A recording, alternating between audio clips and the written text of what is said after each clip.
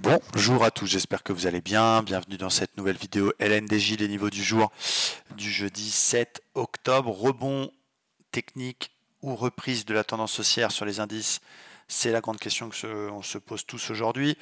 Le Standard & Poor's, qui est le vrai boss, n'a jamais cassé son vrai plus bas précédent. Il rebondit fort. Vous allez voir qu'en 4 heures, on valide une figure très intéressante.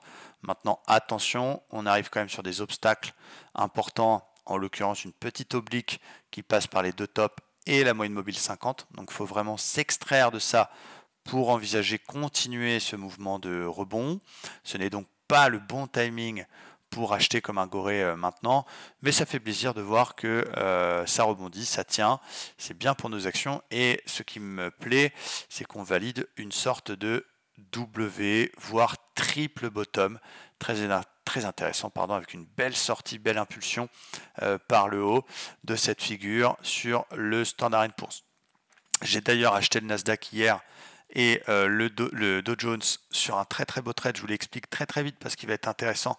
On a eu exactement le même scénario que mardi avec une cassure par le haut de l'OPR. C'était la première bougie de l'Open, l'OPR qu'on utilise beaucoup, et une cassure des 61,8 du dernier mouvement baissier. Donc on a acheté en toute fin de journée hier ici, avec comme objectif c'était le haut du range 1 heure, donc c'était un trade propre, ça s'est déclenché assez tard en toute fin de journée, donc il faut être extrêmement patient. Là aujourd'hui, il y a plusieurs arguments pour vendre et il y a plusieurs arguments pour acheter. C'est ça qui est un petit peu embêtant. Encore une fois, d'un côté du Dow Jones, on tient le support 33 750, donc c'est plutôt rassurant et on est peut-être en train de nous faire un double bottom qui sera validé. Vous avez vu les bruitages à haute technologie, encore une fois, si on pète la ligne de coup sur 34 745.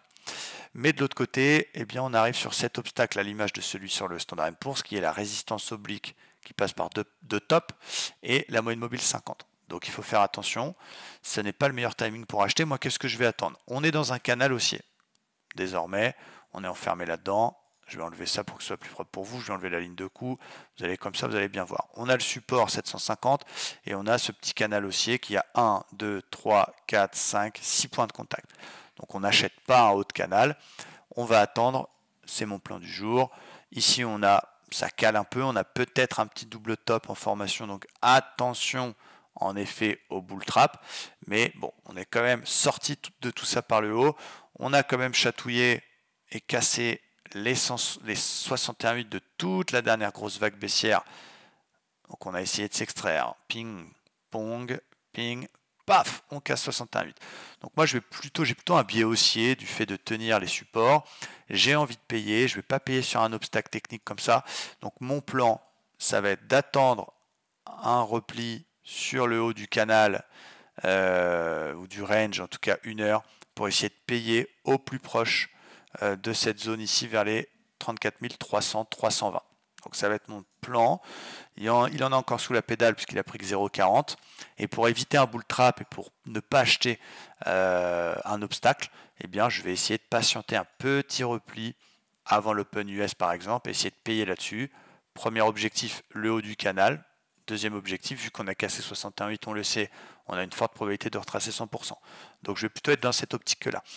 Évidemment, si jamais on a le courage et la jugeote, parce qu'il ne faut pas avoir de biais, si jamais on replie et qu'on réintègre le range, c'est une fausse cassure.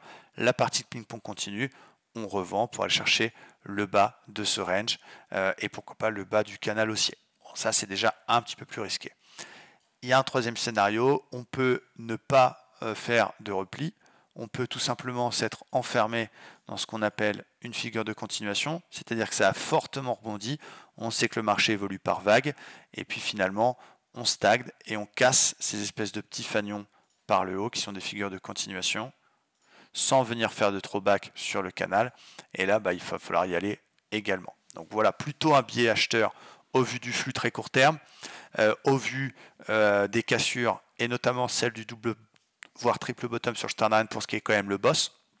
Le Nasdaq parfait aussi, regardez, qui nous a tenu son très beau support oblique qui a 1, 2, 3, 4, 5 points de contact. donc très très beau support oblique, et qui lui aussi nous a validé un très très beau W. Donc on sent que ça veut se reprendre, on sent qu'il y a des achats en bon compte, ça se détend un petit peu du côté du marché obligataire. Les États-Unis ont prolongé le plafond de la dette américaine pour éviter le shutdown, et on a la BCE qui a dit que l'inflation devrait redescendre sous les 2%. On a un VIX qui nous confirme aussi tout ça, le fait que ça se détende, puisqu'on a recassé par le bas le plus bas de la semaine, donc on a moins de stress du côté du marché. Le DAX, c'est pareil, on est sorti de ce canal baissier par le haut, même si lui, il a déjà cassé son support, il est en train de le ressauver. Et regardez, on va avoir un beau croisement moyenne mobile 20, moyenne mobile 50. Donc qu'est-ce que j'attends sur le DAX? J'attendais ou qu'on vienne combler le gap et essayer de payer un peu plus bas, ou peut-être qu'on sorte de ce petit fanion. Figure de continuation, on est censé reporter la hauteur du mât, ce qui nous donne un objectif, comme par hasard, le précédent plus haut, la zone un peu large des 15 450 points. Donc voilà, plutôt un biais haussier. Attention au timing, c'est très important. On est sur un marché qui fait du ping-pong. Il a fait des grosses baisses, des gros rebonds, des grosses baisses, des gros rebonds. Ça peut être un bull trap. Donc voilà, il ne faut pas avoir peur de rentrer, mais le faire peut-être par palier avec des stops cohérents, pas trop proches parce qu'on a de la volatilité. Et petite astuce aujourd'hui, on a quelque chose de sympa sur le pétrole.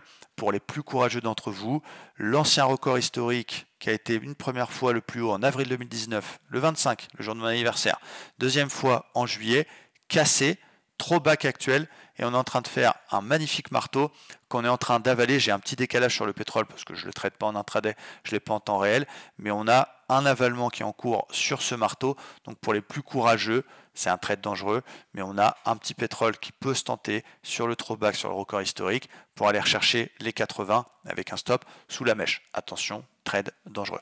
Donc voilà pour les niveaux du jour. Joli rebond en cours sur les indices, le Standard & Poor's qui nous valide tout ça et une sortie par le haut d'une phase de range. Attention au bull trap, donc pour essayer d'avoir le meilleur prix possible, il faut attendre qu'on vienne valider les sorties avec un petit throwback. Ce serait vraiment génial s'ils pouvaient nous faire ça en début de séance américaine. Plutôt un achat sur repli dans ce rebond avec des marchés qui nous montrent que la consolidation est peut-être terminée. Je dis bien peut-être parce que voilà, on n'a pas de boule de cristal. C'est une vidéo assez courte, j'espère que c'est clair pour vous. Merci, vous êtes de plus en plus nombreux à me laisser des messages super sympas sur ces vidéos qui visiblement vous plaisent, donc je vais continuer. Très très bonne après-midi à tous. Ciao, bye bye.